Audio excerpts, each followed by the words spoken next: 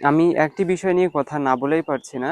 আমরা সংসদ সদস্য হিসেবে এমন কাউকে নির্বাচিত করতে চাই, যিনি শারীরিকভাবে সুস্থ হবেন, মানসিকভাবে সুস্থ হবেন এবং চৌকুষ বুদ্ধির অধিকারী হবেন। কিন্তু আমরা দিরাই সাল্লায় দেখেছি এমন একজন ব্যক্তিকে নির্বাচিত করা হয়েছে। অবশ্যই সবার মতামতকে সম্মান দিয়ে, মতামতের উপর শ্রদ্ধা রেখেই আমি কথাটা বলছি। কারণ এখানে শুধু আবেগ নয়, এখানে বাস্তবতার সঙ্গেও মিলাতে হবে। নাসির উদ্দিন চৌধুরী তিনি কিন্তু অনেক ভালো মানুষ নিঃসন্দেহেই, যার ফলেই তাকে কিন্তু নির্বাচিত করেছেন সেই এলাকার জনগণ। কিন্তু ভালো মানুষ হওয়ার পাশাপাশি একজন নেতাকে অবশ্যই শারীরিক এবং মানসিকভাবে সুস্থ হতে হবে।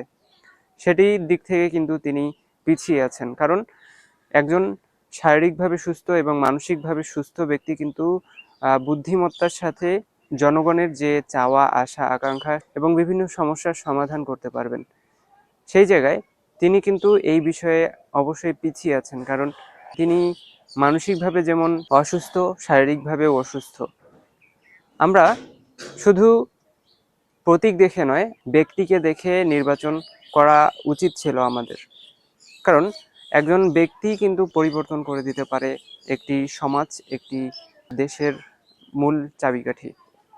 তো সেই জায়গা থেকে আমরা কিন্তু দিরাইসাল্লায় দেখেছি অনেক ভালো এবং যোগ্য ব্যক্তিও ছিল, যার কথা না বললেই নয়। শিশির মনির তিনি কিন্তু অত্যন্ত মেধাবী এবং অত্যন্ত শিক্ষিত একজন ব্যক্তিত্ব।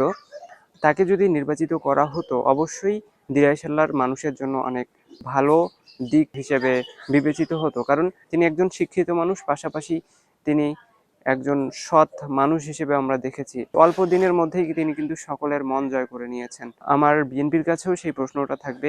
অধিকাংশ আসনেই কিন্তু যোগ্য এবং ভালো গুণসম্পন্ন ব্যক্তিত্ব দিয়েছেন এবং তারা অবশ্যই শিক্ষিত, শারীরিকভাবে হোক, তাদেরকে কিন্তু নির্বাচিত করে বর্তমানে তারা সংসদ সদস্য।